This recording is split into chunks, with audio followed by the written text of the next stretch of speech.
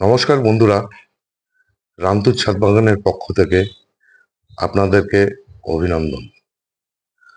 আমি আজ আপনাদের সামনে যে গাছটিকে হাজির করেছি সেই গাছটির নাম হচ্ছে স্থলপদ্ম। এই স্থলপদ্ম গাছ কিন্তু খুব রৌদ্র পছন্দ করে।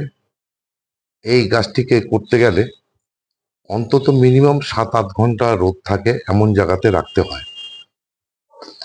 আর এই গাছ কিন্তু খুব জল পছন্দ করে, তাই রোদ এবং জল এই দুটাকে মাথায় রেখে এই গাছের যে মাটিটি আমি তৈরি করেছি সেই মাটিটি সম্বন্ধে প্রথমে বলে নেই আপনাদেরকে।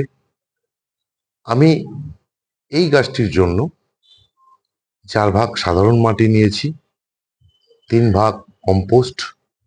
আপনারা তো জানেনই আমি গোবর সারটাকেই বেশি পছন্দ করি এবং সেটাই ব্যবহার করি। সেটা নিয়েছি 3 ভাগ। 2 ভাগ নিয়েছি বিল্ডিং তৈরির বালি এবং 1 ভাগ কোকোপিট। সঙ্গে নিয়েছি 1 মুঠো নিমখোল। আর আমার তৈরি করা যে মিক্স খাবার থাকে, বানানো জৈব মিক্স খাবার, সেটা এই মাটির সঙ্গে মিশিয়ে আমি গাছ বসাই এবং এই গাছের জন্য এটাই করেছি।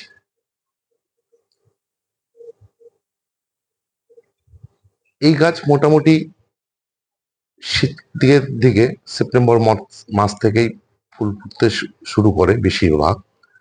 তবে সারা বছরই 2-1টা করে কিন্তু ফুল দিয়ে যায়। আর আমার কাছে এই যে গাছটি আছে, স্থলপদ্ম অ্যাকচুয়ালি 2 ধরনের নয়, একটা সিঙ্গেল একটা ডাবল। আমার কাছে এই যে স্থলপদ্ম গাছটি দেখছেন, এই স্থলপদ্ম গাছটি কিন্তু ডাবল প্যাটার্নের, মানে প্রচুর পাপড়ি, সিঙ্গেল পাপড়ি না।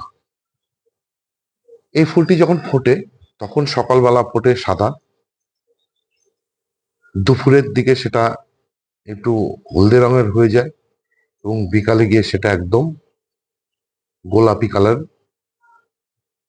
ধারণ করে। মানে 3 বেলায় 3 রকম রং চেঞ্জ করে এই স্থলপদ্ম গাছ ফুলটি। এই স্থলপদ্ম ফুলের জন্য সব থেকে ভালো খাবার হচ্ছে বর্ষা বাদ দিয়ে সব থেকে ভালো খাবার হচ্ছে সর্ষের খোল পচা জল। সর্ষের খোল পচা জলটা যদি আপনারা প্রতি সপ্তাহে ব্যবহার করেন তাহলে এই গাছের জন্য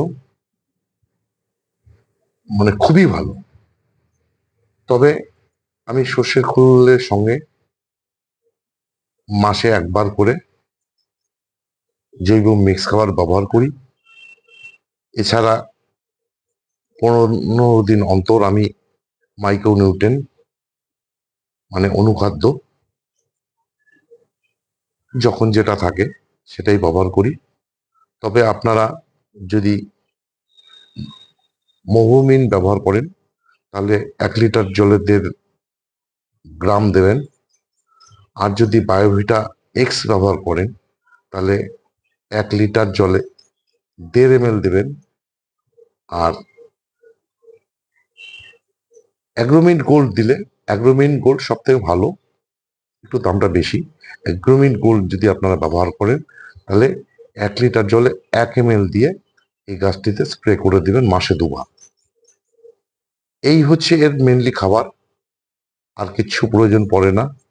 যখন ফুল আসার সময় হবে, মানে সেপ্টেম্বর মাস দিকে, তখন আপনারা প্রতি সপ্তাহে 0050 1 লিটার জলে 2 ml সঙ্গে ম্যাগনেসিয়াম সালফেট 2 ml গাছে স্প্রে করে দেবেন। এটা হচ্ছে ফুল আসার সময়। এছাড়া আমি এই গাছে আর কিছু দেই না। আর প্রতি সপ্তাহেই ফাঙ্গিসাইডটা ব্যবহার করি। যে সপ্তাহে আমি তো, আপনারা তো জানেনই, আমি ফাঙ্গিসাইড কিন্তু ঘুরিয়ে ফিরিয়ে ব্যবহার করি। 4 সপ্তাহে 4টা ফাঙ্গিসাইড ব্যবহার করি। কোনো সপ্তাহে অ্যামিস্টার টপ, কোনো সপ্তাহে ভ্যাভিস্টেন, কোনো সপ্তাহে রেডমিল গোল্ড, কোনো সপ্তাহে স্যাপ। যার কাছে যেমনই থাকবেন সেরকমই ব্যবহার করবেন। তবে খুব একটা ফাঙ্গিসাইডের দরকার পড়ে না। তবে বর্ষার সময় কিন্তু ফাঙ্গিসাইডটা আপনাদেরকে প্রতি সপ্তাহে ব্যবহার করে যেতে হবে। আর কীটনাশক আপনারা যে কোনো কীটনাশক দিতে পারেন। তবে আমি সাধারণত এই গাছের জন্য হয় টাপগড়, নালে ইমিডাক্লোরোপিডের যেটাই গ্রুপের যেটাই থাকে আমার কাছে, কনফিডার হলে কনফিডার, টাটামিরা থাকলে টাটামিরা, এগুলো ব্যবহার করি। আর এই গাছের একটাই রোগ হয়, সেটা হচ্ছে মিলিবাগের উপদ্রব হয়। এই মিলিবাগ যদি আপনাদের গাছে ধরে যায় তাহলে আপনারা একতারা ব্যবহার করবেন। 1 লিটার জলে 1 গ্রাম মিশিয়ে গাছ স্প্রে করে দেবেন। আশা করি গাছ সুস্থ থাকবে। তবে বন্ধুরা, এই গাছের কিন্তু রিপোর্টিং, প্রুনিং আপনারা জানুয়ারির শেষের দিকে বা ফেব্রুয়ারির শুরুতে এই গাছের প্রুনিং এবং রিপোর্টিংটা করবেন। এই গাছের রিপোর্টিং যখন করবেন তখন দেখুন বন্ধুরা, এই যে আমার যে গাছটা দেখুন কতটা লম্বা হয়েছে, আমার ঠিক সমান হাইটের হয়ে গেছে। এটা কিন্তু গত বছরের গাছ ছিল। আমি এই গাছটিকে এই বার জানুয়ারি শেষে বা ফেব্রুয়ারিতে যখন গাছটিকে কাটিং করব, তখন বন্ধুরা দেখুন আপনারা, এই যে আমি মোটামুটি এই জায়গা বরাবর আমি একদম কাটিং করে দেব। কাটিং করে দেওয়ার পরে আমি গাছটিকে